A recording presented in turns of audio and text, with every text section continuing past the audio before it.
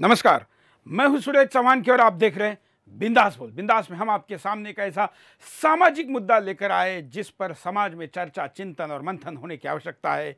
मुद्दा है दहेज से जुड़ा हुआ, जो कि हमारे इस देश में कभी भी ऐसी प्रथा नहीं थी, लेकिन 1200 साल की गुलामी में यहाँ पर कुछ ऐसे प्रथाओं को जन्म दिया जिसने इस समाज के पहचान को ही कलंकित कर दिया। ऐसे ही उसमें से एक प्रथा है और वो रिवाज भी बन गई, वो है दहेज। और वो दहेज पर लगाम लगाने के लिए जो कानून आया, वो कानून तो आतंकवाद पैदा करने वाला निकला। और महिलाओं को बचाने के लिए आए हुए कानून में एक साल में 1.5 लाख से ज्यादा महिलाएं अरेस्ट होने लगी। 21 मिनट में एक महिला अरेस्ट होने लगी। और ये नौबत आई कि कोर्ट को, सर्वोच्च न्यायालय को उस पर कमेंट करना पड़ा कि आखिर ये कानून आया किस लिए है। अगर महिला ही महिलाओं का प्रताड़न कर रही है तो आखिर इस पर पुनर्विचार होने की आवश्यकता है। आज हम आपके सामने इस मुद्दे को इसलिए ला रहे हैं कि हम चाहते हैं कि समाज इस पर चर्चा करे। हम जानना चाहते हैं कि समाज इस पर क्या सोचता है। कोर्ट के सामने कुछ वकीलों ने दलीलें दी। सुप्रीम कोर्ट के एक जज को कुछ भावना जागी और उन्होंने ये कहा है या समाज इस विषय पर कुछ बोलना चाहता है। ध्यान रहे कि हम एक ऐसे प्रथा के खिलाफ बोल रहे हैं जो भारत के मनुष्य जाति के पहचान के लिए कलंक है। ऐसे दहेज प्रथा के विरुद्ध बोलना भी जरूरी है, लेकिन उसके बचाव के लिए जो हथियार लाया गया उसके दुरुपयोग के खिलाफ भी बोलना उतना ही जरूरी। आइए आपकी प्रतिक्रिया लेने के पहले मुद्दे को देख लेते हैं। अपने आप को यूरोप का एक बहुत बड़ा इंडस्ट्रियलिस्ट बताने वाला ये दहेज का लोभी अपराधी बस कुछ ही देर में कोर्ट के बाहर होगा। सर, एक सवाल सर, आपने जो ये इल्जाम लगाया गया है, मैं आपके हाथ जोड़ता हूँ, सही है? ये मेरी हथकड़ियाँ खोल दीजिए। देखिए मैं कोई अपराधी नहीं हूँ, ये खोल दीजिए प्लीज। मैं आपके हाथ जोड़ता हूँ। नहीं, आप इस तरह मेरी तस्वीरें मत खींचिए प्लीज। देखिए मैं कोई अपराधी नहीं हूँ। मुझे इस देश से बहुत प्यार है। आप चाहे तो आप मेरी बहू से पूछ सकते हैं। मैंने कोई दहेज नहीं लिया, वाकई मैंने कोई दहेज। वो देखिए मेरी गाड़ी है, 2 करोड़ की है, 2 करोड़ रुपए की है। तो क्या 10 लाख के लिए मैं ऐसी घिनौनी हरकत करूंगा? ना प्लीज आप मेरी तस्वीरें मत कीजिए। यूरोप में, इंग्लैंड में लोग देखेंगे तो वो क्या कहेंगे? वो सब कुछ है मेरा। मैं तो यहाँ अपने देश में मिट्टी खींच लाई थी। मुझे यहाँ की खुशबू। माना विदेश में सब कुछ मिला है, देश तो प्यारा अपना है। फिल्म के इस सीन में साफ दिखाया गया है कि दहेज का दानव किस तरह निर्दोष लोगों का जीवन भी तबाह कर रहा है। ससुराल पक्ष के हाथों महिलाओं के शोषण को रोकने के लिए ही साल 1983 में भारतीय दंड संहिता में धारा 498A जोड़ी गई थी। पिछले दशकों को महिलाओं को इससे राहत तो जरूर मिली है, लेकिन इसका दूसरा पक्ष भी बेहद चौंकाने वाला है। देश में दहेज कानून की आड़ में निर्दोषों को जेल भिजवाने के मामले भी बड़ी संख्या में सामने आ रहे हैं। पति या ससुराल पक्ष से विवाद होने की स्थिति में बहुत सी महिलाएं सभी रिश्तेदारों के खिलाफ रिपोर्ट दर्ज करा देती हैं। अधिकतर मामलों में पुलिस आरोपों की सत्यता की जांच के बिना ही महिला की ओर से नामजद अभियुक्तों को सबसे पहले गिरफ्तार करती है और बाद में आगे की कार्रवाई करती है। लंबे समय से इस गड़बड़ी को दूर करने की मांग की जा रही है। अब जाकर सुप्रीम कोर्ट ने एक ऐसी व्यवस्था दी है जिससे दहेज कानून को संतुलित करने में मदद मिल सकती है। पंजाब के एक मामले की सुनवाई के दौरान सुप्रीम कोर्ट ने 2 टूक कहा। दहेज हत्या के मामलों में पति के उन रिश्तेदारों के खिलाफ ही मामला बन सकता है जो रक्त संबंधी, गोद दिए गए या फिर शादी के रिश्तों में आते हों। दहेज हत्या यानी धारा 304B के मामले में पति के रिश्तेदारों की जो व्याख्या है उसके तहत रक्त संबंध, गोद और शादी के रिश्ते से मतलब है और इसमें कोई संदेह नहीं है। हालांकि इसका मतलब ये नहीं है कि आत्महत्या के लिए उकसाने जैसे मामलों में ऐसे लोगों के खिलाफ मामला नहीं बन सकता। दहेज विरोधी कानून को लेकर सुप्रीम कोर्ट की इस व्यवस्था से पहले दर्जनों मामले इसके दुरुपयोग को लेकर सामने आते रहते हैं। इस कानून के तहत अब तक करीब 1.5 लाख से ज्यादा औरतों को झूठे आरोपों में फंसाया जा चुका है। दहेज विरोधी कानून के अंतर्गत गिरफ्तारियां बढ़ रही हैं। लेकिन केवल 2% मामलों में ही सजा होती है। दिलचस्प बात यह है कि अब महिलाएं ही इन कानूनों का विरोध करने लगी हैं। ऐसे कई केस हैं जब बहू ने सास, ननद और घर की अन्य महिलाओं पर झूठे इल्जाम लगाकर उन्हें जेल पहुंचा दिया। दिल्ली के एक महिला थाने की इंचार्ज ने मीडिया को बताया था कि ऐसे 99% मामले झूठे होते हैं। इस कानून के पीड़ित लोगों की आवाज सुनने के लिए कोई भी मंच नहीं है। ऐसे पीड़ितों ने अपने पत्नी पीड़ित संघ बना रखे हैं। पहले ऐसे संघ दिल्ली और हरियाणा में ही ज्यादा दिखते थे, लेकिन अब दक्षिण भारत से भी पीड़ित पतियों की आवाज मुखर होने लगी है। ऐसे ही एक मामले में जस्टिस चंद्रमौली कुमार और जस्टिस पिनाकी चंद्र घोष की खंडपीठ ने कहा, संघीय और गैर जमानती धारा होने के कारण असंतुष्ट पत्नियां इसका इस्तेमाल रक्षा कवच के बजाय हथियार के तौर पर कर रही हैं। अदालत ने इस तथ्य की तरफ इशारा किया कि साल 2012 में इस धारा के तहत गिरफ्तार होने वाले लोगों में 1/4 महिलाएं थीं, जिनमें से अधिकतर आरोपी पतियों की बहनें और माएं थीं। अदालत ने कहा, हम मानते हैं कि कोई भी गिरफ्तारी सिर्फ इसलिए नहीं की जानी चाहिए कि ये धारा संघीय और गैर जमानती है। पुलिस को भी अपनी रूढ़ी मानसिकता से निकलना होगा।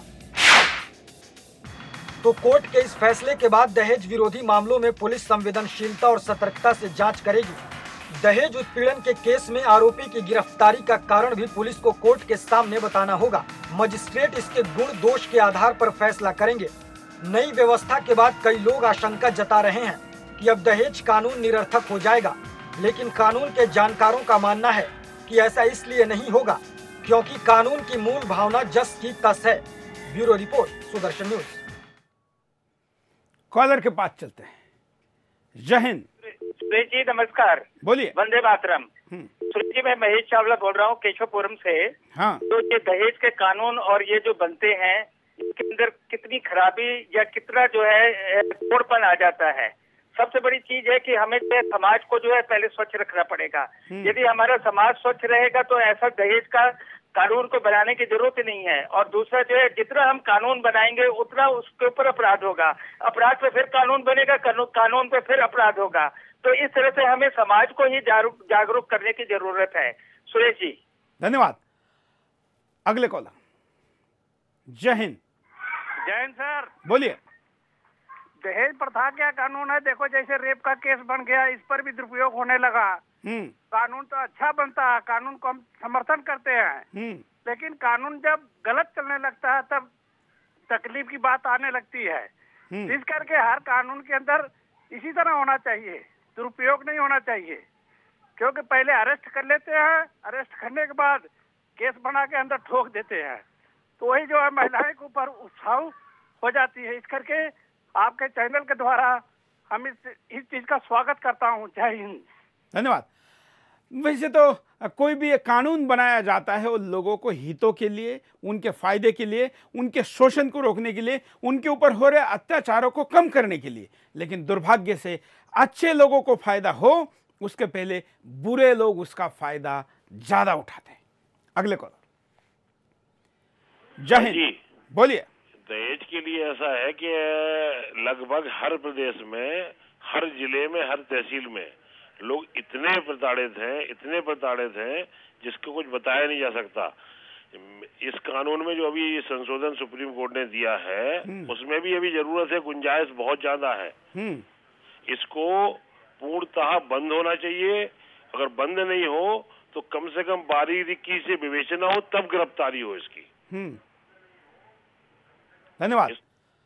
आप भी अपनी राय दे सकते हैं, अपनी प्रतिक्रिया दे सकते हैं। हम सब मिलकर हमको ये सोचना है कि इस देश की कभी भी, जिस देश की परंपरा नहीं रहा ऐसा दुर्गुण जो हमारे पास आया है, उसको अगर हम कानून से, कड़े कानून से ना बांधे तो भी वो नुकसान करता है, और कड़े कानून से बांधे तो भी वो नुकसान करता है। आखिर करे तो क्या करे। अगले कॉलर। जय हिंद। हाँ जी, बोलिए, क्या कहना है आपको? हाँ, मेरा ये कहना है कि जो कानून था, उस कानून, हेलो, बोलते रहिए आप। हाँ, ये जो कानून था उससे, ये कानून के मुताबिक जो गलत इस्तेमाल होता था, तो उससे इस्तेमाल के लिए ये जो सुप्रीम कोर्ट ने जो चुकादा दिया है वो इतना बढ़िया है कि उससे बहुत लोगों को थोड़ी राहत भी मिलेगी और जो खोटे लोग थे वो उससे अंदर नहीं आएंगे, और जो अपना कोर्ट का जो वो था कि केसों का भरावा हो जाता था तो उसको भी थोड़ा कम हो जाएगा, मेरा मानना है। धन्यवाद। और भी कई कॉलर हमारे साथ जुड़े। हम कहेंगे नए नए तर्कों के साथ, कुछ उदाहरणों के साथ अगर हम आगे बढ़ेंगे तो शायद हम विषय को ज्यादा न्याय दे पाएंगे। अगले कॉलर। जय हिंद। बोलिए, क्या कहना है आपको? सर मैं 498 का कॉल विक्टिम रह चुका हूँ। हाँ सर इसमें कैसे क्या सुधार हो सकता है? मेरे को अरेस्ट कर लिया गया था बिना किसी कारण के। तो मैं जानना चाहता हूँ क्या ये आपके कानून में ऐसा कुछ होगा कि मेरे को अभी से निजात मिल सके? चार्जशीट अब तक दाखिल नहीं हुई कोर्ट में। थोड़ा आप विस्तार से बताएंगे, क्योंकि आप खुद विक्टिम हैं तो शायद जो हमारे दर्शक है वो ज्यादा अच्छी तरीके से बता पाएंगे, समझ पाएंगे। सर वाइफ ने यहाँ राजी खुशी के घर वाले ले गए थे, उसके बाद उन्होंने केस कर दिया। हाँ। केस करने के बाद उन्होंने थाने में बुलाया कि जी आपके FIR हो गई है। हाँ। फिर कोर्ट ने ऑर्डर करा कि आप इनका सामान दो। सामान भी वो नहीं उठा रहे थे, हम जबरदस्ती थाने में रख के आए। थाने में वो सामान ले जाने से मना कर दिया कि हमारा सामान नहीं है, फिर भी उन्होंने कैश उनका सामान ले गया अपना। और कहते हैं केस खत्म जब करेंगे जब 25 लाख रुपए दोगे, नहीं तो तुम्हें ऐसे ही परेशान करेंगे। अब 498, 406 मेंटेनेंस, पता नहीं कितने कितने धाराएं मुझ पर लगा के मेरे को अरेस्टमेंट किया जा रहा है। तो मैं चाहता हूँ कोई ऐसा सर कानून बने जो। बिल्कुल, धन्यवाद। आप देख रहे हैं कि प्रत्यक्ष विक्टिम ही, प्रत्यक्ष प्रभावित एक व्यक्ति ही यहाँ पर कॉल करके अपनी बात को बता रहे हैं। कोर्ट ने अभी कोई नई व्यवस्था नहीं दी, लेकिन कोर्ट ने इसकी व्याख्या की है और कोर्ट ने ये कहा है कि ये नॉन बेलेबल वारंट है। इसका मतलब ये नहीं कि हर FIR पर जिनके भी नाम लिखे आप उनको अरेस्ट करो, वो सचमुच में उसमें सम्मिलित है या नहीं है, इसकी भी पड़ताल करना जरूरी है। और उसके बाद अब इस व्यवस्था के तहत पुलिस को, कोर्ट को ये बताना होगा कि इस व्यक्ति को अरेस्ट करना ही क्यों जरूरी है। उसके बाद कोर्ट उस विषय पर डिसीजन देगा। अगले कॉल। जय हिंद। जी बोलिए। हेलो। हाँ। 498 जो ये कानून बना है, ये 95% ये AK-47 का रूप लिया है। 5% केवल असलियत है इसमें, और 95% लोग जेलों में सड़ रहे हैं। 1 लाख नाम तो मेरे पास है, केवल बनारस और इलाहाबाद का। ओहो। 1 लाख हमने जो है लिस्ट तैयार की है। हाँ। और इसकी असलियत हमने जो है अपने स्तर से जब देखा, हाँ, तो 95%। क्या करते हैं आप? हेलो, आप क्या करते हैं? हमारा बिजनेस है। हाँ, तो आप इस विषय में कोई अभियान चला रहे हैं या आंकड़े जुटा रहे हैं, इसके पीछे का उद्देश्य क्या है? और बिजनेस है हमारा। और सबसे बड़ी चीज ये है कि हमने अपने अगल बगल जब झांका, हमने अपने बनारस में और इलाहाबाद में जब मैंने देखा, मेरा कोई अभियान नहीं है, लेकिन इससे हम 2-4 मित्र मेरे मर्माहत हुए और उसकी स्थिति परिस्थिति देख करके हमने ये आकलन किया कि 95% इसका एकदम दुरुपयोग हो रहा है। 5% धन्यवाद। हालांकि आप इतना आकलन करने के बावजूद भी कह रहे हैं कि 5% सही उपयोग हो रहा है, 95% इसका गलत उपयोग हो रहा है, लेकिन आंकड़े बताते हैं कि इसका 98% दुरुपयोग हो रहा है, क्योंकि 2% लोगों को केवल सजा हो रही है। 98% वो लोग हैं जिनको अरेस्ट किया गया, जिनको हथकड़ी लगाई गई, जिनको जेल में रखा गया, जिनके खिलाफ समाचार चले, चैनलों में, पेपरों में उनके फोटो आए, उनका डिटेल आया, उनकी इज्जत का बलात्कार हुआ। और उसके बाद कुछ समय बीतने के बाद उस औरत ने, जिसने एक केस किया था, उसने कुछ पैसे लेकर इस मामले को रफा दफा कर दिया, या नहीं भी किया तो भी कोर्ट में वो इस मसले को साबित नहीं कर पाई, और उसके बाद ये बाइज्जत बरी हुए। लेकिन इतने लंबे समय तक जो मानसिक, आर्थिक, सामाजिक, लौकिक इनकी जो प्रताड़ना हुई, जो नुकसान हुआ, इसका जिम्मेवार या उसके नुकसान भरपाई की कोई व्यवस्था नहीं है। अगले कॉलर। जय हिंद। मेरी शादी हो गई, दहेज के लिए पैसे मांग रहे हैं। हाँ, समझ गए? हाँ, हाँ, हेलो, क्या कहना चाहते हैं आप? हाँ, 1 लाख डिमांड रखा है। किसने? क्या क्या किया जाए, इसका कुछ संभव है? नहीं, किसने डिमांड रखा है? चलिए हम अगले कॉलर के पास चलते हैं। कॉलर को कहेंगे कि अपनी बात को ठीक से और डिटेल से बताएं। अगले कॉलर। हेलो, जय हिंद। हेलो, बोलिए। हाँ जी, क्या कहना है आपको? मुझे ये कहना है कि ये जो दहेज कानून कितने साल तक चलता है? इसमें आज भी मैं 17-18 साल शादी को हो गया, आज भी दहेज के लिए प्रताड़ित किया जाता है। तो ये जो कानून बनाया बिल्कुल सही बनाया, और बल्कि इससे ज्यादा और अच्छा बनना चाहिए। मतलब आप क्या चाहते हैं कि जो कानून आज है ये और सख्त होना चाहिए? हाँ, वो सख्त। लेडीज को मिसयूज कर रही है ना, दुरुपयोग कर रही है, वो उसको खत्म करा जाए, बल्कि दहेज कानून खत्म ही कर दिया जाए। मतलब आपका कहना है कि जो कानून वर्तमान में जिसके खिलाफ कोर्ट ने बोला है उसको खत्म करना चाहिए? नहीं, जो दहेज कानून ही खत्म कर दिया, क्योंकि इसका दुरुपयोग किया जा रहा है, इसके आड़ में बहुत मिसयूज किया जा रहा है। धन्यवाद। हम यही कह रहे हैं, आंकड़ों के साथ, अपने उदाहरणों के साथ या अपने आसपास की घटनाओं के आधार पर अगर आप जानकारी देंगे तो शायद हम ज़्यादा अच्छी तरीके से बात को समझेंगे। हम कारणों पर भी नजर डालना चाहते हैं, परिणाम और उपाय के साथ हम इस कार्यक्रम को आपके सामने लेके जाएंगे, लेकिन कारणों के पहले नजर डालते हैं एक कॉलर क्या कहना चाहते हैं। जय हिंद। नमस्कार सर। बोलिए। नमस्कार सर। क्या कहना है आपको? सर, ये कहना चाह रहा हूँ कि हर एक कानून का इस पूरे देश में मिसयूज हो रहा है। हाँ बिल्कुल। चाहे वो मर्डर हो, चाहे कुछ भी हो, आपका हर एक कानून का मिसयूज हो रहा है। इसका मतलब ये नहीं है कि उस कानून को चेंज कर दिया जाए। तो आपने ये यहाँ पे सुप्रीम कोर्ट का जो फैसला आया था, मैं इसके बिल्कुल ही पक्ष में नहीं हूँ, क्योंकि एक लड़की जब दूसरे घर जाती है तो उस पर हर तरह का अत्याचार किया जाता है, चाहे वो कोई भी रिश्तेदार हो, चाहे उसकी ननंद हो, चाहे उसकी भाभी हो। तो उस तरह के कानून को हमेशा पुलिस के हाथ में ही बात रहती थी। तो अब पुलिस को एक नया बहाना मिल जाएगा गिरफ्तारी ना करने का। पहले भी पुलिस लड़की वालों को ही परेशान करती थी, पैसे की मांग की जाती थी, लेकिन अभी भी उनको एक नया बहाना मिल जाएगा, गिरफ्तारी नहीं करनी है। तो ये आपने ये तो देख लिया कि ये मिसयूज हो रहा था। बिल्कुल। आपने जो बात कही, मैं इस कार्यक्रम के सबसे शुरू में ही मैंने शुरुआत यहाँ से की कि दहेज प्रताड़ना आज भी होती है, महिलाएं प्रताड़ित आज भी की जाती है।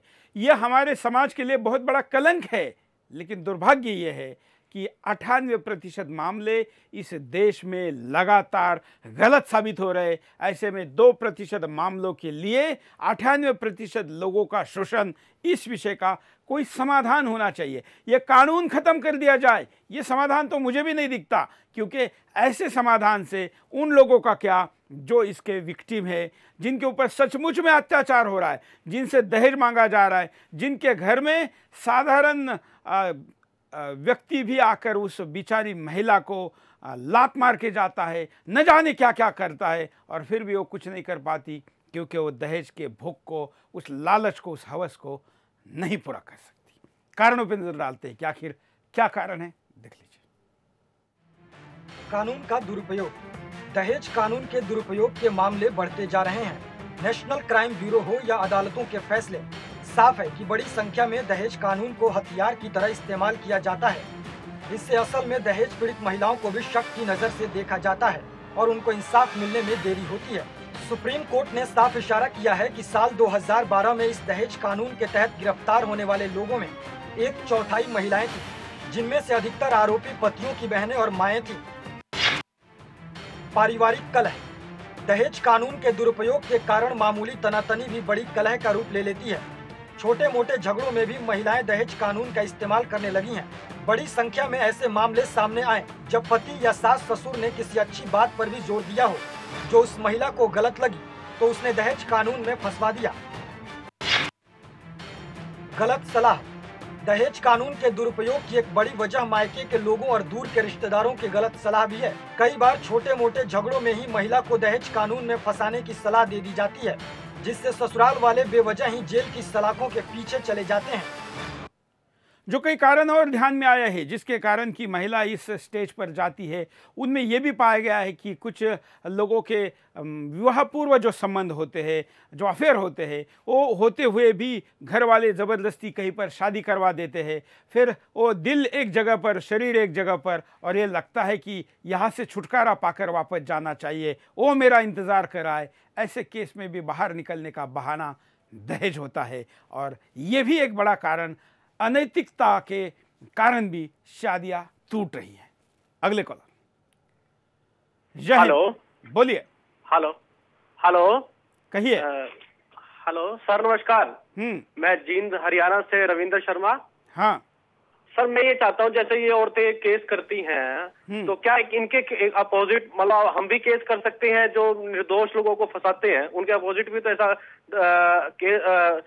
एक बनाना चाहिए सिस्टम कि उनके खिलाफ भी केस कर सके हम। बिल्कुल अच्छी सलाह है, और इस विषय पर हम माननीय न्यायालय ने जरूर सोचना चाहिए कि अगर कोई केस करे और वो साबित नहीं कर पाए, उनके केस करने के कारण उसकी जेल हुई, उसकी सलाह के पीछे उसको रहना पड़ा, उसकी बदनामी हुई, और आगे वो निर्दोष छूटे और उस महिला पर भी कोई एक्शन नहीं हुई, तो इसका भय कैसे रहेगा? ये कानून रहे, लेकिन इस स्कॉलर की ये सलाह अच्छी है कि इस कानून में ये प्रावधान जरूर जोड़ा जाए कि झूठी केस करने वाली व्यक्ति पर भी कार्रवाई होगी।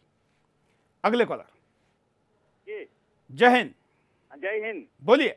ये जो धारा 491 और सुप्रीम कोर्ट ने जो फैसला दिया, बिल्कुल अच्छा दिया है, जिससे पुरुषों की इज्जत बच रही है। और इसी तरीके से हमारा माध्यम इसके टीवी के माध्यम से ये है कि 376 में भी जो गैंग रेप बता के बड़े बड़े लोगों को फंसाया जा रहा है, उससे निजात मिला है। ये हमारी राय है। धन्यवाद। यहाँ पर रुकते एक छोटे से ब्रेक के लिए, ब्रेक के बाद दोबारा आएंगे बिंदास बोलचाल।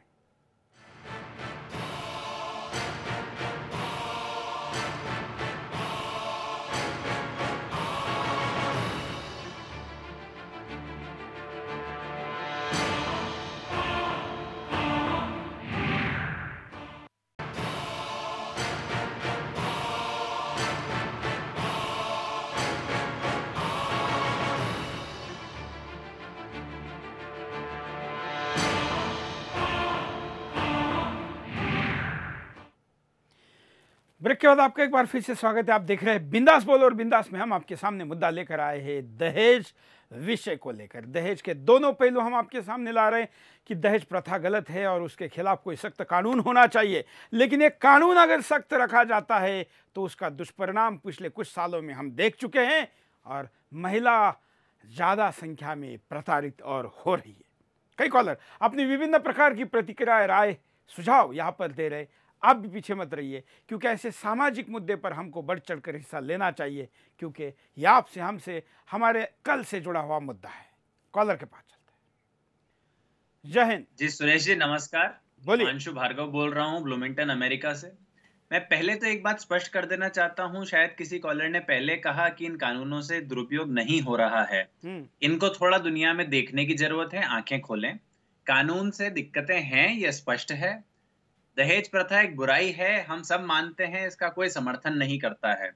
ये कमियां आई हमारे समाज में इसलिए हैं क्योंकि जो त्याग की परंपरा भारतीय विवाह में होती थी उसको नष्ट किया गया है, और हमारे अज्ञान से हमने भी नष्ट किया है। षड्यंत्रकारी शक्तियों ने हमारे विवाह को भी इस्लामिक और क्रिश्चियन मैरिज की तरह कॉन्ट्रैक्ट मैरिज का रूप देने की कोशिश की है, जिसमें पति अपना फायदा और पत्नी अपना फायदा इस तरीके से विवाह को देखते हैं कि एक संबंध सिर्फ फायदे और नुकसान का है, जबकि भारतीय विवाह का मूलभूत आधार ये नहीं है।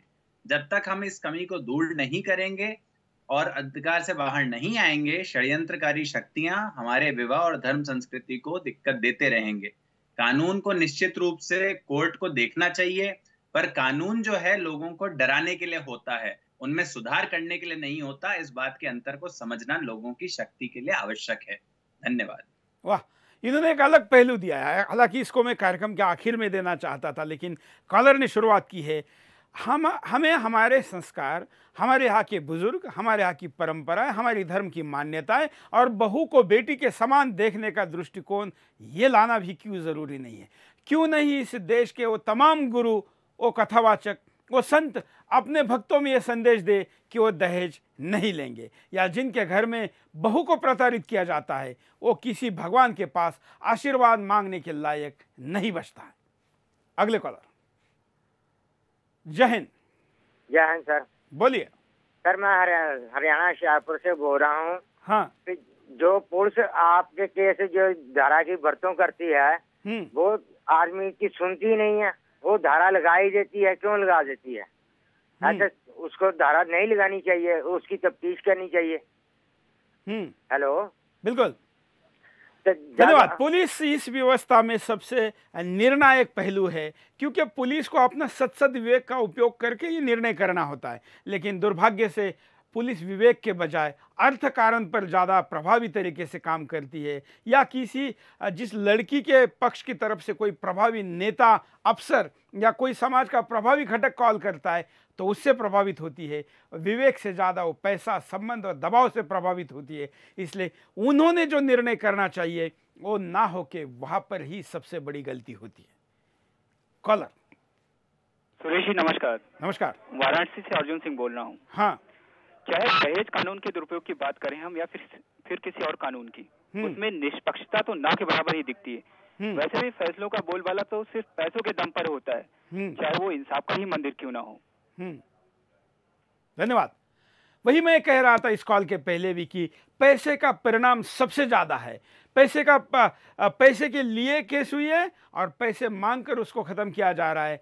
एक पैसा मांग रहा है और उसके खिलाफ बोलने वाला व्यक्ति भी पैसे मांग रहा है, और इन दोनों विवादों में तीसरा पक्ष जो पुलिस है वो भी पैसे मांग रहा है, उस पुलिस के साथ जो वकील है वो भी पैसे मांग रहा है, और कानून व्यवस्था यहाँ पर पैसे खर्च करने की ही है।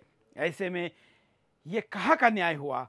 दो संबंधों के बीच इस प्रकार की ट्रीटमेंट, दो ऐसे लोग जो कि जिन्होंने दो शरीर एक मन होना चाहिए, एक रूप होना चाहिए, अर्धांगिनी के तौर पर जीना चाहिए, ऐसे लोग एक दूसरे के खिलाफ खड़ा होकर समाज में कैसा ये जहर फैला रहे हैं, इस पर भी सोचने की आवश्यकता है। हम आपके सामने परिणाम भी दिखाते हैं कि क्या परिणाम होंगे। देखिए।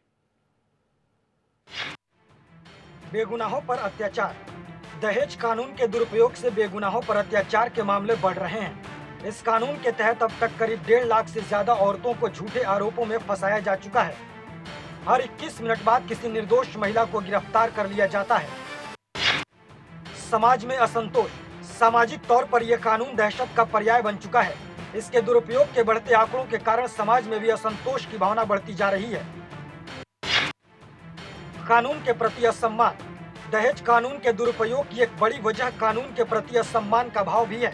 इस कानून का झूठा इस्तेमाल करने वाली महिलाएं ये नहीं समझ पाती हैं कि इससे वे भी गंभीर अपराध कर रही हैं। हर छोटे बड़े विवाद में दहेज कानून लगाने से इसकी मूल भावना भी कमजोर हो रही है। असली पीड़ितों पर शक। ऐसा नहीं है कि समाज से दहेज जैसा महादानव खत्म हो चुका है, लेकिन दहेज के बढ़ते झूठे मामलों के कारण असली पीड़ित महिलाओं को भी शक की नजर से देखा जाता है। प्रतिष्ठा को आघात। जब किसी परिवार पर दहेज का केस बनता है तो पुलिस परिवार के कई सदस्यों को जेल भेज देती है। इसमें कई बार स्कूल कॉलेज जाने वाले देवर और ननद भी होते हैं। इससे न केवल उनका भविष्य बर्बाद हो जाता है, बल्कि पूरे परिवार की सामाजिक प्रतिष्ठा को आघात लगता है। जैसे कि परिणाम ने बताया गया कि स्कूल कॉलेज जाने वाले घर के अन्य सदस्य भी होते हैं। कुछ केसेस तो ऐसी सामने आई है कि मानसिक प्रताड़ना के नाम पर कनाडा में, अमेरिका में या ऑस्ट्रेलिया में रहने वाली ननद को भी इसमें घसीटा गया या देवर को घसीटा गया, जिनका दूर दूर तक प्रत्यक्ष रूप से इस घटना से कोई संबंध नहीं था, लेकिन वो भी प्रताड़ित हुए। केवल प्रताड़ित इतने ही नहीं हुए बल्कि अपने जीवन से भी उड़ गए। कई लोगों ने आत्महत्याएं कर ली, कई लोग डिप्रेशन में चले गए और कई लोगों के रिश्ते इतने खराब हो गए कि उसको सातों जन्म की दुश्मनी कहा जाए। अगले कॉलर। जय हिंद। दयावन कुमार से बोल रहा हूँ, पुणे से। बोलिए। सबसे पहले तो सर इसमें कैसा है कि जो भी ये कानून बना हुआ है, जो निर्दोषों को सजा होती है, उससे पहले उनकी सबसे पहले जांच करनी चाहिए उनकी। अगर वो दोषी पाए गए तो ही उनको नहीं का जेल वगैरह होना चाहिए। इससे थोड़ा ये कम हो जाएगा। और दूसरी बात कैसे, मैं राजस्थान से रहने वाला हूँ, कुमावत समाज का, तो हमारे में दहेज की पर्चा बिल्कुल ही नहीं है, क्योंकि हमारे यहाँ पंचायती राज ज्यादा चलता है, तो दहेज का बिल्कुल नहीं है वहाँ पे कानून ये। तो हमारे लिए तो बहुत अच्छा है ये, मगर ये पूरा भारत में ऐसा रहना ही चाहिए, तो थोड़े कम हो जाएंगे। जय। धन्यवाद। जिनमें जिन समाजों में या जिन वर्गों में ये स्थिति नहीं है उससे तो बेटर कोई हो ही नहीं सकता, लेकिन जहां है वहां का उपाय क्या? अगले कॉलर। हेलो, जय हिंद जी सर, मैं नवीन बोल रहा हूँ सर, दिल्ली से। बोलिए सर, मुझे 5-6 छोटे छोटे पॉइंट्स बताने हैं इसके ऊपर। बिल्कुल बताइए। जी, पहला तो आपने कहा जो कि 2% यानी सही केस होते हैं, 98% फर्जी होते हैं। तो सर, इसमें मैं जोड़ना चाहता हूँ कि हमारी जो आईपीसी है उसका मूल सिद्धांत एक ये है कि भले ही 100 लोग दोषी छूट जाए मगर कोई निर्दोष को सजा नहीं होनी चाहिए। तो अगर ये मूल सिद्धांत है तो सर, तो 98% अगर फर्जी है तो इसको तो मतलब बहुत पहले ही रोक देना चाहिए था करके, क्योंकि इस मूल सिद्धांत के खिलाफ है। बिल्कुल। पहला। दूसरा चीज ये सर कि जो एक हमारे यहाँ जो विवाह होता था वो विश्वास के भय के ऊपर होता था, जबकि ये जो कानून, सख्त कानून जब लाए जाते हैं तो इसमें विश्वास नहीं, इसका बदला एक भय ले लेता है कि हमेशा एक डर में रहता है आदमी कि कहीं परिवार टूट न जाए, कहीं कुछ न हो जाए करके। तो डर के आधार पर कभी भी परिवार चल नहीं सकता करके। दूसरा पॉइंट। तो तीसरा पॉइंट ये है कि इस तरह के अगर कड़े कानून जैसे अमेरिका में भी लाए गए थे तो उसका असर एक ये होता है, वहाँ पे जो फ्री सेक्स का, अनैतिकता का कल्चर चलता है, उसका एक प्रमुख कारण ये भी है कि यहाँ इतने ज्यादा कड़े कानून हो गए शादी को लेकर कि वहाँ का आदमी डरता है कि अगर वो विवाह कर लेता है तो कल को औरत कभी भी उसको पूरी संपत्ति हड़प सकती है, कुछ भी कर सकती है करके। तो ये जो अनैतिकता को जो जन्म देता था यही कड़े कानून, ये भी बंद होंगे करके। चौथा चीज ये है सर कि इससे जो ये दहेज लॉ यानी खत्म तो नहीं हुआ है, क्योंकि इसमें अभी भी ऐसा कोई प्रावधान नहीं है कि झूठे केसेस के ऊपर कुछ ठोस कार्रवाई की जाए। बस थोड़ा सा ये है कि जो फर्जी केसेस में जो लोग पकड़ाते हैं उनके ऊपर थोड़ी सी नरमी आ जाएगी कि तुरंत उनको पकड़ नहीं सकते, बस इससे ज्यादा कुछ इसमें हुआ नहीं है। तो मतलब दुरुपयोग तो इसका होते रहेगा। वाह, क्या नाम है आपका? जी सर, नवीन से, दिल्ली से बोल रहा हूँ सर मैं। वाह, मैं आपका अभिनंदन करता हूँ। कॉलर हो तो ऐसे होने चाहिए जो विचार करके, सोच समझ के, तर्कों के साथ ऐसे मुद्दे रखें जो कि हमारे रिसर्च को भी और 4 चांद लगाए। अगले कॉलर। जय हिंद। बोलिए। हेलो। हाँ राजीव सिंह बोल रहा हूँ सर। बोलिए सर। जय हिंद, मैं राजीव सिंह बोल रहा हूँ। हाँ हेलो, बोलते रहिए, आप लाइव में जुड़ चुके हैं। सर, हमें एक्चुअल में जिला गाजीपुर यूपी का रहने वाला हूँ। और एक्चुअल क्या है कि हमारे पापा ने FIR कर रखा है अपना, ये पिछले मई 6 तारीख का है।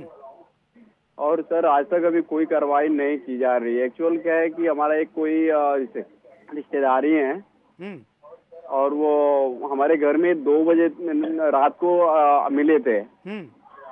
तो अब तक कोई कार्रवाई नहीं की जा रही है सर, इसीलिए हम आप फोन किए, क्योंकि हमारा कोई सहारा नहीं है कि मैं कुछ कर पाऊँ। चलिए, आप कार्यक्रम के बाद फोन करिए। एक इंडिविजुअल केस के लिए हम अलग से डील करेंगे, लेकिन हम एक सामुदायिक समस्या के तौर पर समाज के एक ऐसे कुरीति के खिलाफ, ऐसे चलन के खिलाफ और उसको रोकने के लिए जो कानून भारत सरकार ने लाया उसके दुरुपयोग के खिलाफ भी बोलने की जरूरत आन पड़ी है। अगले कॉलर के पास चलते हैं। हाँ बोले। जय हिंद। बोलिए सर, मैं शाहपुर हरियाणा पंजाब से बोल रहा हूँ। पहली बात तो ये भी आदमी को कोई सुनाई नहीं होता, उसके लिए थाने के अंदर बाहर रजिस्टर रखना चाहिए, उसमें कॉल दर्ज हो, उसकी तफ्तीश हो। तफ्तीश होने के बाद ही आम आदमी को डिस्टर्ब किया जाए, क्योंकि ज्यादा जल्दबाजी चलती है, इससे आदमी परेशान ही होते हैं। जो मौत हो जाती है उसका कौन जिम्मेवार है? ना कोई पुलिस वाला ना दूसरा, सुनाई किसी की होती नहीं है। तो दहेज के लिए जो सर्टिफिकेट हमें ब्याह का सर्टिफिकेट मिलता है उसकी भी बहुत दुर्वर्तन हो रही है। पहले नंबरदार सारों को, जब ब्याह होता है उसी समय रजिस्ट्रेशन हो जानी चाहिए फ्री में। धन्यवाद।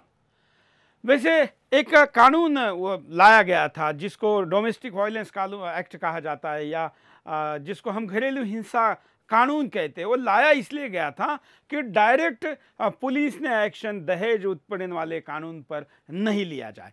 पहले फैमिली कोर्ट में इस डोमेस्टिक वायलेंस के तहत बात की जाए, आपसी सूझबूझ पर चर्चा हो, किसी मध्यस्थता का प्रयोग किया जाए, किसी NGO को इसमें इन्वॉल्व किया जाए, डायरेक्ट प्रत्यक्ष अधिकारी या उस विषय के जज ही दोनों पक्षों से समक्ष बात करे, उसके बाद फिर इस कानून तक पहुंचे। लेकिन ऐसा दुर्भाग्य से नहीं होता। रिश्ते इतने जल्दी, इतने गहराई में खराब होते हैं कि लोग इन रास्तों को अपनाने के बजाय सीधे तोड़ने पर जाते हैं और तोड़ने पर नहीं, बदला लेने पर जाते हैं, और बदला भी ऐसा जो सातों जन्म तक याद रखा जाए। अगले कॉलर। जय हिंद। हेलो, बोलिए। हेलो, क्या कहना है आपको? मैं नासिक से राव साहब पारदी बोल रहा हूँ। हाँ, पहले तो मैं सुदर्शन न्यूज का जो प्रोग्राम दिखाता है सब हिंदू धर्म, उसके लिए आपका अभिनंदन करता हूँ। सर, अभी जो ये कानून बन रहे हैं महिलाओं की सुरक्षा के लिए, इसका ज्यादातर करके गैर इस्तेमाल हो रहा है। बहुत सारी लड़कियां इसका ब्लैक मेलिंग के लिए इस्तेमाल करती है। क्योंकि ऐसे कानून है जिसमें जैसे ये पोस्को एक्ट जो बना है, इसमें अभी डायरेक्ट उन्होंने इसमें अगर आदमी अटक जाता है तो उसको बेल भी नहीं होती है। और ऐसे कानून में अटकते है कि फिर वो हमेशा जेल के पीछे रहता है आदमी, अगर उसके पास सबूत नहीं हो तो। बिल्कुल, अगले कॉलर के पास चलते हैं। आप भी कॉल कर सकते हैं। जय हिंद। हेलो, जी हिंद सर। बोलिए। अनुसाव बोल रहा हूँ छत्तीसगढ़ से। हाँ सर, ये दहेज प्रथा कानून का पूरा दुरुपयोग हो रहा है सर, क्योंकि आजकल जो बहुएं आती है नई वो अपने सास पर हुकूमत चलाती हैं, और क्योंकि उसको पता है कि अगर कुछ भी होगा तो मैं दहेज प्रथा का कानून लगा सकता हूँ तो मेरा कुछ नहीं बिगाड़ सकती। मतलब दहेज प्रथा का कोई ऐसा कड़वा कानून नहीं होना चाहिए, लेकिन दहेज प्रथा के विरुद्ध अगर होता है तो उसका सही इन्वेस्टिगेशन करके उसका होना चाहिए सर, हल निकालना चाहिए। Thank you sir. धन्यवाद। अगले कॉलर। जय हिंद। हाँ, हरिओम। हम कानपुर से राकेश चंद्र गुप्ता बोल रहे हैं सर। हाँ, हमको हरिओम बोल दे रही है। हाँ, दहेज प्रथा के विषय में हमको बोलना है। हम भी दहेज प्रथा के सताए व्यक्ति थे किसी समय। हरिओम। हम आसाराम बापू से गुरुमंत्र लेने के बाद हमारा घर परिवार सुधर गया, और इसी तरीके से जैसे दहेज प्रथा है और हरिजन एक्ट है और ये आपका पास्को जो यौन शोषण बना हुआ है जिसमें हमारे बापूजी को फंसाया हुआ है, इन सभी कानूनों में संशोधन होना चाहिए। अगर इन कानूनों में संशोधन नहीं हुआ, और दूसरी चीज, अगर संशोधन होने के अलावा जो लोग आरोप लगाते हैं उनके खिलाफ भी कड़ी कार्रवाई होनी चाहिए अगर जो व्यक्ति बेगुनाह साबित होता है। हमारा यही कहना है। हरिओम। धन्यवाद। हम आपको कुछ वीडियो मैसेज भी दिखाते हैं कि आखिर क्या लोगों ने संदेश दिए हैं, क्या कहना है लोगों की प्रतिक्रिया में। देख लीजिए।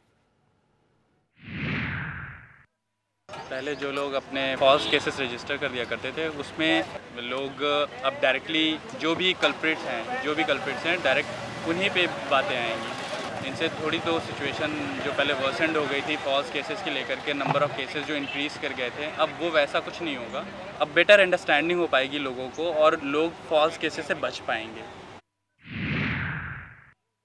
जो रूल पास किया है गवर्नमेंट ने, ये बहुत बढ़िया है। ये यंग जनरेशन के लिए बहुत बढ़िया है, एंड इससे काफ़ी लोगों को बेनिफिट होगा, एंड जो लोग इनोसेंट पीपल हैं इससे उनको काफ़ी फ़ायदा होगा। तो मैं इस रूल से मतलब सेटिस्फाइड हूँ कि गवर्नमेंट ने जो भी किया वो सही किया। जो लड़कियों का मतलब दहेज के ऊपर जो कानून उन्होंने सुप्रीम कोर्ट ने निकाला, पास किया है, वो बिल्कुल सही डिसीजन है। उसमें जो सुप्रीम कोर्ट ने कहा है कि ये लड़की उसका गलत मतलब फ़ायदा उठाती है, वो बात सही है। जो झूठा केस भी होता है वो सही बना दिया जाता है, और जो सही है वो झूठा बना दिया जाता है। जो अभी भी जो सुप्रीम कोर्ट ने जो डिसीजन दिया है, उससे मुझे नहीं लगता कि बहुत ज़्यादा फ़र्क पड़ेगा, लेकिन थोड़ा फ़र्क ज़रूर पड़ेगा। इससे जो जिस तरह से ये लोग जो इसका दुरुपयोग कर रही थी, जो स्त्रियां जो दुरुपयोग कर रही थी, उसका दुरुपयोग थोड़ा तो इसका रुकेगा, ये तो मुझे ऐसा लगता है। रुकते एक छोटे से ब्रेक के लिए, ब्रेक के बाद दोबारा आएंगे बिंदास बोलचाल।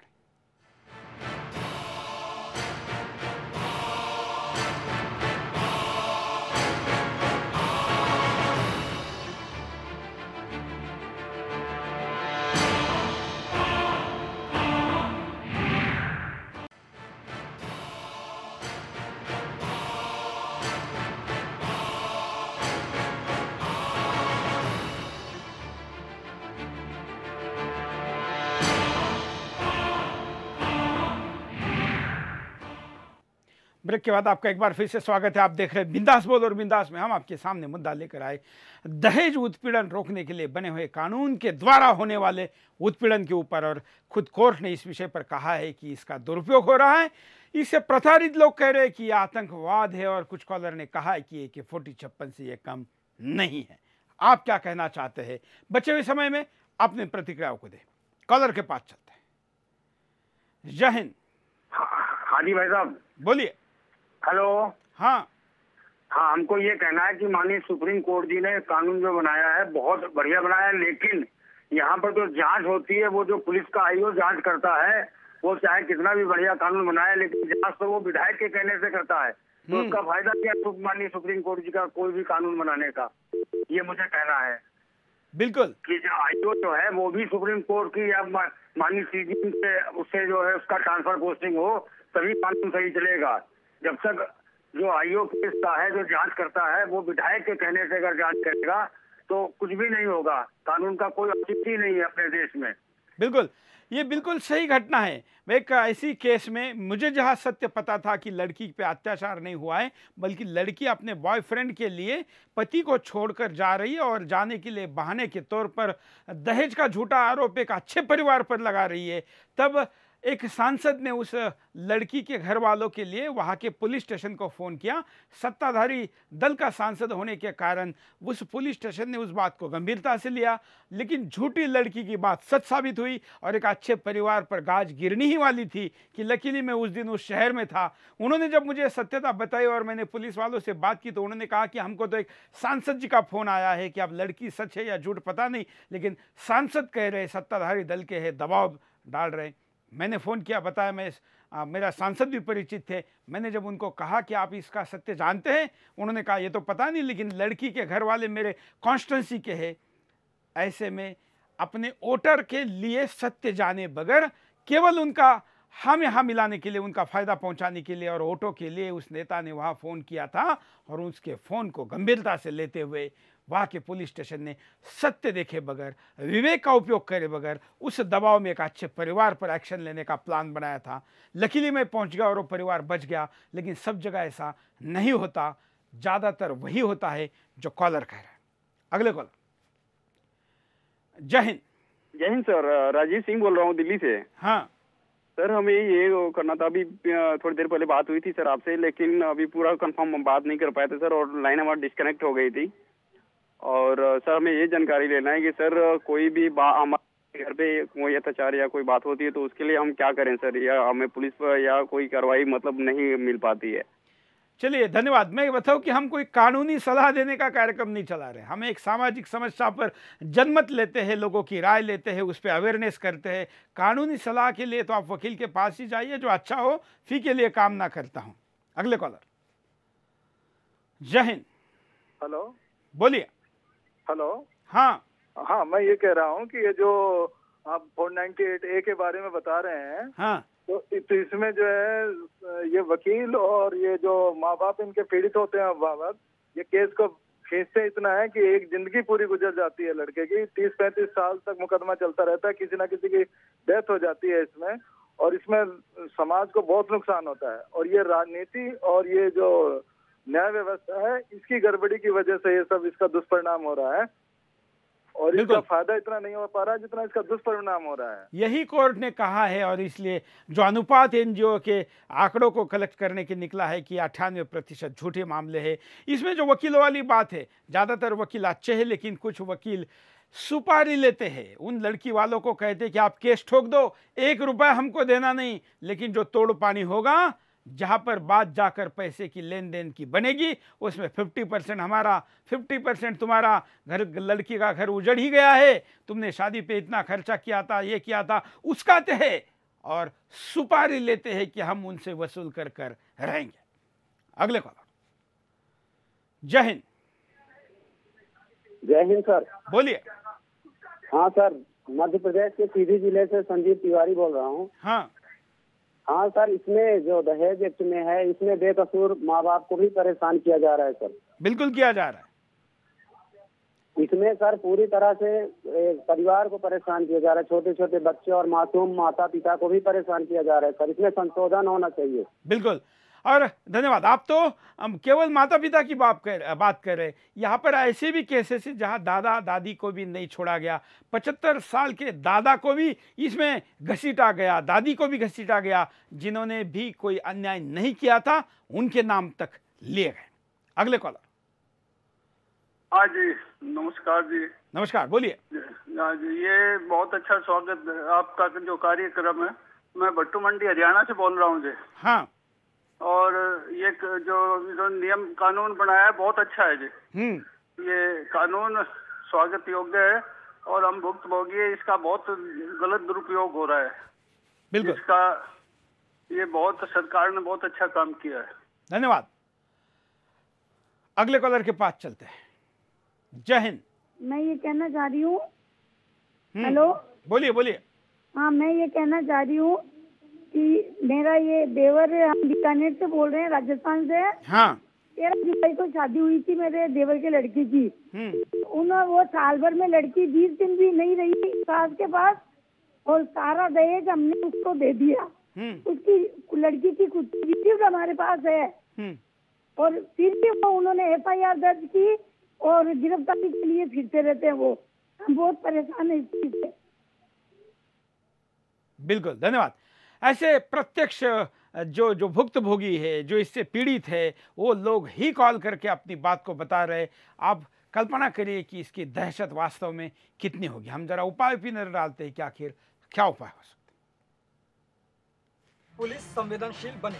दहेज कानून में पुलिस की भूमिका बेहद अहम हो जाती है। पुलिस को जांच के दौरान ही अंदाजा लग जाता है कि महिला के आरोपों में कितना दम है, लेकिन दहेज कानून के कड़े डर के कारण रिपोर्ट लिखते ही पुलिस सीधे ससुराल पक्ष के लोगों को जेल भेज देती है। अगर पुलिस संवेदनशीलता के साथ जांच करे तो बड़ी संख्या में झूठे मामले पहले ही पकड़े जा सकते हैं। झूठे मुकदमों पर कड़ी कार्रवाई हो। दहेज कानून का दुरुपयोग करने वाली महिलाओं और उनके पक्ष के लोगों को भी जांच के दायरे में लाना बेहद जरूरी है। अगर कोर्ट में केस चलने के बाद मामला गलत पाया जाता है तो कोर्ट को झूठा मुकदमा लिखाने के लिए उल्टा कार्रवाई करनी चाहिए। सामाजिक चेतना जरूरी। दहेज के मामले में दोनों परिवारों का खासा नुकसान होता है। पीड़ित और आरोपी पक्ष दोनों की सामाजिक प्रतिष्ठा को आघात लगता है, इसलिए सामाजिक चेतना बहुत जरूरी है। महिलाओं को समझाना होगा कि दहेज कानून उनकी रक्षा के लिए दिया गया है। अगर इसे वे खुद हथियार की तरह इस्तेमाल करेंगी तो समाज का बड़ा नुकसान होगा। कॉलर के पास चलते हैं। जय हिंद। मैं ये कहना चाहता था जी, ये 304 का जैसे मुकदमा होता है तो उसमें जैसा कि दंड का प्रावधान लड़के के ऊपर होता है, इसी प्रकार से जो लोग अगर गलत रस्ते देते हैं तो लड़की वालों के लिए भी ये बात होनी चाहिए। और साथ ही साथ हम ये जानते हैं कि एक कानून बना देने से कुछ नहीं होता, लेकिन समाज को चेतना भी चाहिए इसमें।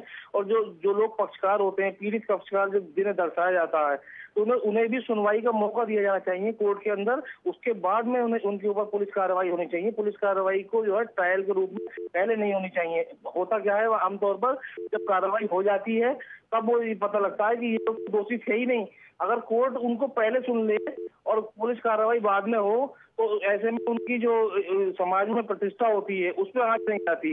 ऐसे कई मामले हैं, 498 का भी है और उसका भी है 107/16 का। कई मामले ऐसे हैं जिसमें जो है इस तरीके की जो है केस देखने में आते हैं जिसमें कि सामाजिक प्रतिष्ठा को न देखते हुए भी झूठे आरोप लगा दिए जाते हैं और बाद में पता होता है कि ये व्यक्ति तो ऐसा था ही नहीं, ये तो बहुत अच्छा इंसान है। बिल्कुल, धन्यवाद। ये इस कार्यक्रम की सबसे अच्छी सलाह है इस कॉलर की कि क्यों ना ऐसा किया जाए कि इन मामलों को समयबद्ध तरीके से फास्ट ट्रैक पर लाया जाए। तब तक अरेस्ट ना हो जब तक कोर्ट में ये साबित ना हो कि ये व्यक्ति दोषी थे। आखिर ऐसी व्यवस्था करने में क्या नुकसान है, इस पर भी जो हमारे कानून के विशेषज्ञ हैं उन्होंने सोचना चाहिए। आखिर केस चलने के पहले, दोष साबित होने के पहले जो मीडिया ट्रायल होता है, जो सोसाइटी ट्रायल होता है, जो समाज इसको एक प्रत्यक्ष रूप से आरोपी मान लेता है, उससे होने वाला नुकसान किसी भी पैसे से भरकर नहीं आता है। अगले कॉलर। जय हिंद। इस कानून का दुर्व्यवहार इतना दूर होता है तो जो पत्नी और उसका माँ बाप इतना प्रेशर बनाते हैं इसके कानून के तहत, पति अपना आत्मविश्वास खो जाता है, कभी कभी घर छोड़ने पे भी मजबूर हो जाता है। ऐसा हुआ भी है कई लोगों के साथ। जिसका दहेज देना भी पाप है, अपराध है, दहेज लेना भी अपराध है। तो दहेज देने वाला जो इसका व्यापार बना के बैठा है, उसका अगर उसका ताकत है, सेल्फ सफिशिएंट है, अगर आत्मनिर्भर है बीवी और उसका फैमिली अगर उसको सपोर्ट कर सकता है, उस केस में अगर कॉम्पनसेशन नहीं मिलेगा, उसका जब दोनों का नहीं पट रहा, डाइवोर्स एक ही चीज है करके अगर निपटारा करे तो 90% का केसेस ऐसे ही निपटारा हो जाएगा। धन्यवाद। कार्यक्रम के आखिर में मैं यही कहूंगा कि थोड़ी देर पहले कुमावत कॉलर ने कहा था कि मैं कुमावत बिरादरी से आता हूं, राजस्थान में हमारे यहाँ पर पंचायत द्वारा ऐसे निर्णय किए जाते हैं, इसलिए हमारे यहाँ पर ना दहेज प्रथा है, ना उसके बाद भी संबंध तोड़ने पर ऐसी कोई कार्रवाई होती है। देश में ऐसे कई और भी बिरादरी है जिनके द्वारा ये व्यवस्था की जाती है। हमारे यहाँ पर पुरानी ये व्यवस्था निश्चित तौर पर अच्छी थी। अभी भी समाज के कुछ हिस्सों में या जो बिरादरी के तौर पर अस्तित्व में नहीं है, ऐसे वर्गों द्वारा विभिन्न प्रकार की सामाजिक ऐसी संवेदनशील व्यवस्था बनानी चाहिए जिसमें ऐसी परिवार टूटने की स्थिति ही ना बने पहले तो, और अगर बनती भी है तो उस स्थिति को संभालने के लिए उनके गुरु, उनके परिवार या उनके रिश्तेदार में जो बड़े बुजुर्ग हैं या ऐसे समाज के प्रतिष्ठित लोग जो न्याय कर सके, किसी पर भी अन्याय ना हो, दोनों पक्षों को समझा सके, ऐसे बातों का प्रयोग भी होना चाहिए। लेकिन दुर्भाग्य से हमने हमारी नई परिवार व्यवस्था इतनी न्यूक्लियर और छोटी बनाई है कि पति पत्नी शादी होते ही तुरंत, आज के नए लड़कियों का तो सबसे बड़ा टारगेट अगर कुछ होता है तो शादी होते ही कितने दिनों में, महीनों में भी नहीं, पहले तो सालों में सोचते थे, फिर महीनों में, और अब सोचते हैं कि कुछ महीनों में नहीं दिनों में पति को अपने माँ बाप से दूर किया जाए, दोनों एक साथ रहेंगे, एंजॉय करेंगे। ये जो भावना है ये समाज के उन बुजुर्गों से, उन मान्यवरों से, घर के बड़े लोगों से और अन्य सारी संस्थाओं से अपने आप को दूर तोड़ते हुए लेके जाते हैं, जो कि कभी उन दोनों के सहायक भविष्य में बन सकते हैं। लेकिन क्षणिक स्वार्थ के लिए ये उस व्यवस्था को चैलेंज नहीं, नकारते हैं जो व्यवस्था इनके फायदे की भी साबित हो सकती है।